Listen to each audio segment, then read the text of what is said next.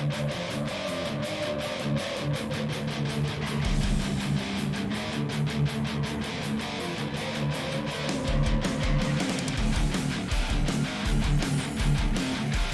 I record this episode, my arms, I mean, I'm sure I'm still going to be animated and there's still going to be a lot of hand gestures and all that stuff like there always is, but my arms hurt. They are weak because I did a ton of shoveling out there. I shoveled out a few cars and kept going a little bit, waiting, hoping for a plow to arrive and rescue me from my toil. And now I'm here. Once again, Tim from Ski Rex Media coming at you this week for the another new podcast, which comes out weekly. If you're interested in viewing or listening to weekly, please subscribe or follow in the way, or on the platform, I should say, that you listen or watch, be it YouTube or IGTV for the video version. Subscribe to either of those. Obviously, follow me on Instagram or subscribe to the YouTube channel, like and share with your friends from both, as well as Spotify, Buzzsprout, Apple Podcasts, Google Podcasts, iHeartRadio, tons of ways in the description to listen to the audio-only version of this podcast. It's the same thing, but you don't get to look at me while I'm doing it, and you don't get to see me looking at the camera and drinking my non-alcoholic wine, very après classy. It's just grape juice. I'm sure you all got that joke. Now, as I slurp, that was probably pretty gross. I was trying to decide what to talk about this week. What could I talk about this week? And I could tell you all about shoveling. Obviously, that was in the title, and that was really just to get through the bit. I didn't get a powder day today. Could not get out because I was busy shoveling snow, and my car is not the only car I'm shoveling out. I am doing other cars for other folks. Plus, the niece was nearby, so we ended up playing in the snow. It was only for a couple of minutes, but it was enough to keep me distracted. A little family time. How's that sound? Yeah, because Ski Rex Media enjoys his family too, both his actual, honest to God, blood family, and some of my other family in the Ski Rex Media family as well. Nope. I could tell you about all that. I don't know why I said nope. I could tell you about all that stuff, all the shoveling and whatnot, but it was just me shoveling out the near foot of snow we got for this snowstorm. Vermont got pretty good. Not as good as other places, but we got hammered. I'm in the valley with nearly a foot, so the mountains got more. You know, you look at Killington or which is not far from here, 30 miles the other side. So I'm sure Suicide 6 probably going a little further west from here. They got more. That's actually where it was really supposed to hit hard, was in the western part of the state this time, and up in the mountains, obviously, which I am not. I am down in the valley right next to a river. I could throw a rock and hit a river from where I am. Anyway, I could tell you about all the shoveling of that snow, but who cares? Let's talk about something, because you did it too, and you have done it, I am sure, no matter where you are. Actually, funny enough, today being Groundhog Day, February 2nd. Obviously, this will be coming out on February 3rd. But on February 2nd here in the U.S., it's Groundhog Day. We have the tradition. The groundhog comes out. Puxatawney Phil down there in PA. Shout out to the PA contingent. And that group down there, they hold up the critter. And if, they put him down or her down, and if they, it sees the shadow, you get 6 more weeks of winter. If it doesn't see the shadow, spring comes sooner. How accurate is it? I mean, you'd have to do the math, go back throughout time and history and read every last one and see how accurate the groundhog really is. Oddly enough, though, since it is the first week of February, I'm not sure when the actual first day of spring is, but it's probably within 6 weeks anyway. But the groundhog says we're getting more winter, and I would believe it today because we got a bunch of snow. So there you go. There's my take on shoveling. Right back with a back-to-back take on Groundhog Day. Me and the groundhog are getting along this year because I'd like to see a little bit more winter. I haven't gotten out in the mountains a lot this year, but I still got time. According to the groundhog, got plenty of time, which is fine with me. I knew that anyway. Now, the main topic, the main thing I was going to talk about, and it kind of something that dawned on me the other day. What was it? Last Friday, I was at Suicide 6. Decided to get my second Indy Pass day. Shout out to Indy Pass. 2 new mountains out in Idaho, Soldier Mountain and one other. I think it begins with a P. I can't remember offhand. They added 2 more out there in Idaho to the Indy Pass. So shout out to Idaho. Shout out to Indy Pass as well for getting 2 more mountains. That brings them to 59, I believe, 58 or 59, close to 60 in any case. Like it's edged even closer to 60. So if you buy your Indy Pass early for the two bills, you got tons of options, and especially when this pandemic stuff's over and the travel restrictions are over, you got tons of options. Right here, I have many options, all within an hour, then many more within an hour and a half, and then many more 2 hours, and then all the way down the down the eastern seaboard, heading south into Carolina and Tennessee, Cataloochee and Ober-Gatlinburg, obviously. So Indy Pass, man, get it. Non-sponsored here, but I have worked with them. I have written about them on their website. My article is linked, so even they shout me out. How cool is that? So Indy Pass, went and got my other day over at Suicide 6, my second day. Really fun day. I still have to do the recap and review of that, which I just realized I didn't do. I really am a person that needs to take more notes. Anyhow, went out there, explored the mountain, was getting my poles ready as I'm getting off the lift. I like to, like most people, both poles in one hand, whether you got them across your lap or you're just hanging them or you put them under your leg, whatever it may be. I usually put them across my legs when I can. If I'm riding with other people, obviously I have to come up with something else, and usually I hold them out in front of me, but usually both in one hand. And I was doing that again today, but I had a whole quad chair to myself because that's the times we live in right now. And as I'm putting them in my hands, one of the times I realized I'm gripping them, I'm not using the straps. I have straps on them. Absolutely. So today we're talking about straps or no straps, using straps or not using straps. Kind of a random topic to come up with, but it was a random thought that I had there. And the randomness of the thought came from realizing that I realized that I have not used my pole straps at all this winter. I have not. I thought back of the days I've gone since I went back to started down at Big Snow in October, but then I had my ski boards that day, and I don't use straps. I've used my ski boards twice this season, and I usually don't use my poles, so it doesn't matter. I'm using my standard skis, or traditional length skis, or whatever you'd like to call them, non-ski boards. I remember strapping up. Let's start there first. Let's start with Tim's memory first. Now, we've talked about it on Ski Rex Media. I've talked about it with members of the Pennsylvania contingent, the Mid-Atlantic contingent, my friends from here in Vermont, and other friends from the Midwest and Western and Rockies. I've talked to skiers about this all over the place, and snowboarders too. And even hikers when they're using trekking poles. But, that's a little different, but we'll stick to the snow stuff. Who uses poles? Who use your poles? When do you use your poles? How do you use your pole straps? This, that, and the other. And we talk about that stuff. And then I've always said, well, I use them. I absolutely use them. They're attached. I could, just cut them off, get a knife or a pair of scissors, take them off. Not a problem. Very easy. It's just nylon, cut right through. It's just nylon webbing. I mean, there might be fancier materials in more expensive poles. My poles are very standard, very basic. Actually, they're a hand-me-down pair. I did something to my poles. I think I actually lost one is what happened, or something like that. And someone said, well, here, I'm getting a new set. Take these. And I said, okay. And I never upgraded. I never changed them. I just keep using them. That's me. Use it until it dies or until it's lost. Anyway. So I've always used my straps, and I've never thought any more beyond the idea of a yard sale. If you fall and you do the yard sale, you're chasing stuff left and right. When I'm using my ski boards, they are tethered. I have tethers, one for each ankle. They go on. My ski boards, if they happen to come off while I'm going, I will not lose them. They are attached to my body.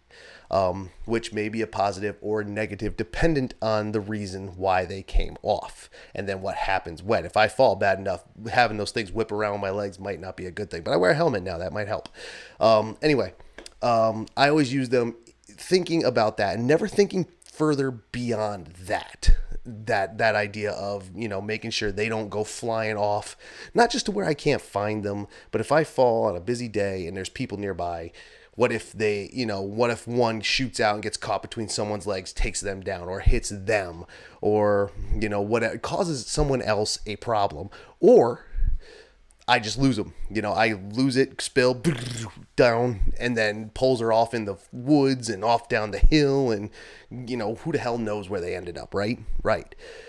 Never thought of it beyond that. So we've all discussed it. Most people I know don't use them often. Park riders don't use the straps for their reasons. Backcountry guys don't wear the straps for their reasons. Stuff I never thought about, and it comes down to two main things I've come to realize. It's personal preference first. That seems to be first when people talk about it. Either I like to use them or I don't like to use them. And then it's safety. And there is kind of a third, because if you use them right, they will give you more, or it's said they will give you more leverage if you're having to push and skate. And, when you have to use your poles, if you're using your straps right, it'll give you more leverage, and, that'll help you with, it'll help you out when you need it, is my point. But that always seems very third behind safety. People's personal preference comes up first, safety comes up second, and, I get it. It's why the reason people take their baskets off their poles too, like when they're riding trees. Something I never thought about. You're in the trees, you're doing your thing, your bottom of your pole gets hooked, it pulls your arm if your strap is on, and you now don't have a shoulder. You have a shoulder, it just doesn't work anymore. And then it has to be popped back in, or even surgery. If it's bad enough injury, tree wells, they can definitely, I've been told, hinder. I've never dealt with a tree well, at least not one so bad that I couldn't just stand up. I'm not talking like really deep powder. Like I wouldn't even consider it a tree well. I guess technically they'd be tree wells, but tree wells, when you think about them, are the really deep, dangerous, quicksandy like things where if you go in and you can't get out, you suffocate, just like quicksand. But I guess, people have said they become a hindrance. If you can't just bail with them, just toss them. Backcountry guys, similar to in an avalanche scenario. This is what I've heard. I've never heard and read what I've been told and what I have read, because I've never been in an avalanche scenario. I've never been in a tree well scenario. But avalanche, ditch them, and then you could pull the airbag, dig the thing, grab your breather, whatever it may be. You know what I mean? So it really is a safety thing, a personal preference thing, and a safety thing. And like I said, beyond that, it's the technique thing, but that always seems to come last. I don't know why. You don't, when people talk technique in skiing anyway, or at least, again, this is what I've noticed, and who the hell knows, maybe I wasn't paying enough attention, maybe, who knows, but, when we talk about technique, pole technique is not really spoken up any more than when to stick your pole on a turn. That's it. That's all anybody ever seems to talk about. It's all I've ever talked about, hit it, turn, hit it, turn, hit it, turn. Which I don't even do very well, especially now, dude. I'm not going to say I'm a great skier. I never have. I would say that I was technically a type 3 skier because I could ski anything on the mountain safely. But now I'm a type 2. I even put it on the little piece of paper when I just got my skis, got the edge and wax done. And I'm going to get a little drink here. Pardon me. I'm taking a little drink of my non-alcoholic wine. Delicious. I put on the paper, you fill it out so they can give you your skis back mostly. I said type 2, man. I'm not looking to brag, and I'm not looking to impress. But what I do know is that I know when to plant my pole when I'm turning, for the most part. That's it. That's all I've ever heard about pole technique. Never heard about having your straps on correct to use them for better leverage when you push, when you're doing a skate and you're pushing with your poles, like across a flat or something like that. I was doing that not too long ago here, a couple weeks ago at Bolton Valley. I'd never been to the mountain, so I didn't know there were flats coming. So I stalled. So I had to, get out there and do it. And, it gave me an entire upper body workout. Perhaps that workout's better if you use your poles correctly with the straps correctly. I actually don't know. I have no clue. But that's what that would be the most I've ever heard. But I don't hear it often. That's something I had to look at, something I had to read about. People talk about pole technique, it's where to put it. Or, like I said, safety. I don't wear straps because I need them to go, because it's safer if they are not stuck to me. That's what people say. Again, you get a pole hooked on a tree, it pulls your arm back, you dislocate your shoulder, you separate your shoulder, you break something, elbow, wrist, you can do all that kind of damage. So, and then park is similar things. Safety. You know, you get better to have it eject than to have it on your body and cause you more harm. And that makes sense to me. Safety, big deal. Big deal in snow sports, man. Safety is a huge deal in snow sports, as we know, because it is dangerous. I was just reading the back of my Suicide 6 ticket. It had been a while since I actually read the back of the ticket. I know what it says. Every ticket says the same thing. We are not responsible for you dying. That's basically what it says. I know legal speak has to be more specific, but the basic idea is if you get hurt or you die, it's not the mountain's fault because these sports are inherently dangerous. You see that on all the tickets or all the passes or all the RFID cards. Inherently dangerous. Because it is inherently dangerous. It's not walking down the street, even in the learning center, by yourself. Still dangerous. You can get hurt.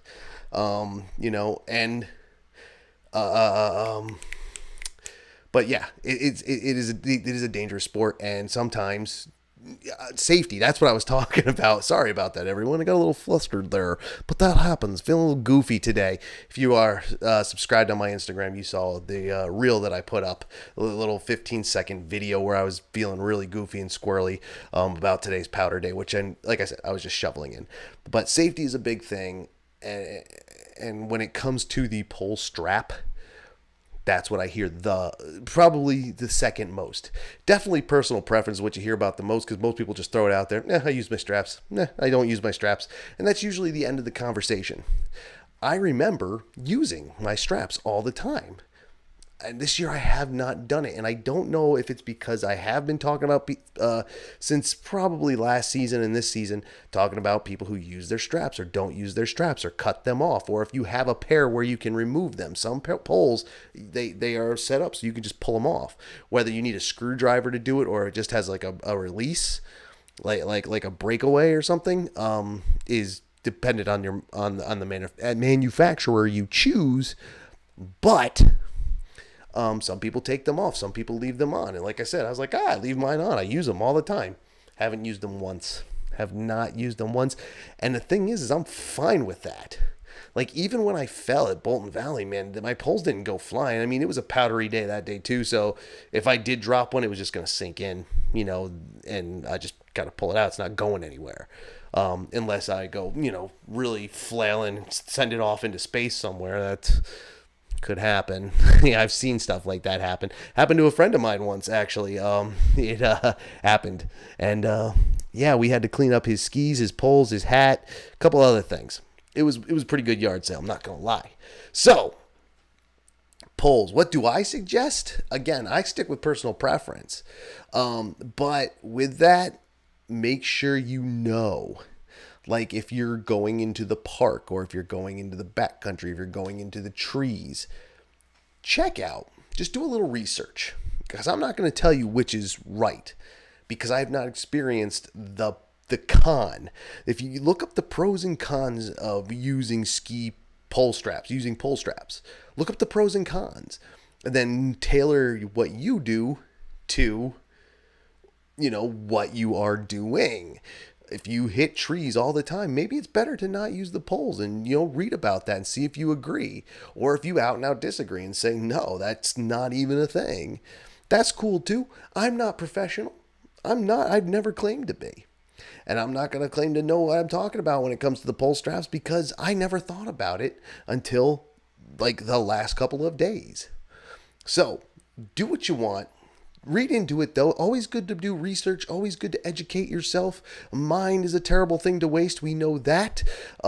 Feed your mind. Educate yourself. Read stuff. Watch stuff. Listen to stuff. So many ways to use technology to learn things these days. Learn about your pole straps.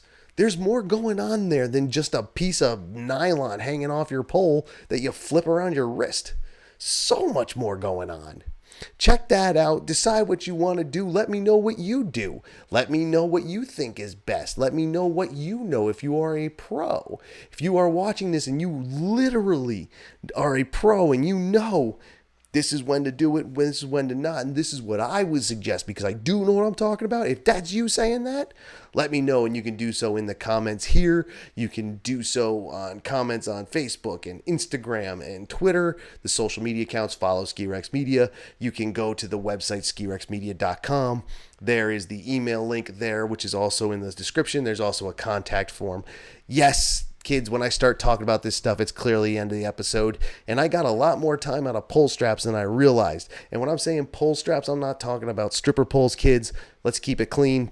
There are teens and tweens, I have come to learn, that listen to this program. We're keeping it clean the best we can. And there were no swear words in this episode, I don't think, which doesn't happen often. Usually only during the interviews, which we got to try and get more of those. And I'm still working on some technical aspects. I know I've been working on it for months. Believe me, I'm not a tech guru, but we'll figure it out. Then we'll get more people on the old program. What do you say about that? Follow, subscribe, hit the like button everywhere that you can. Subscribe everywhere you can or want to. Follow social media and everything else anywhere you want to. Subscribe to the website itself. There'll be changes coming around to that. Subscribe to Patreon. We just had a brand new Patreon supporter jump in the old Patreon page, which is also linked in the description. Paul Tully, he's one of the fans over on Twitter and maybe Instagram as well. I cannot remember, but definitely on Twitter. So thank you, Tully, for that. I do appreciate it. Everybody else gets in on it. We can get this to be a more profitable thing, and if this is more profitable, that means it's more legitimate. That may sound kind of stupid, but think about it. I think it's right. Tim from Ski Rex Media here, hoping you're having a good week, hoping you can enjoy some of this powder snow out there, or get out there even right after that. We still have plenty of winter to go. Get out there if you can. I'll see you out there when I can.